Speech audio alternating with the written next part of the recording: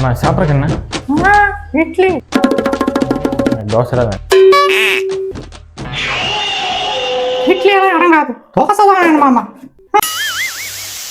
அப்புறம் அந்த தோசை முருகெல்லாம் நீ விட்டு பண்ணு.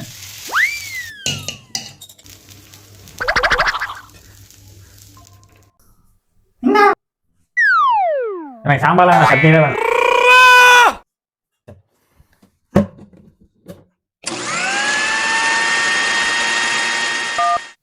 டேய் சொல்றேன். மச்சான் ஒரு 2 நிமிஷம் நான் வந்துடுறேன் வெளியே.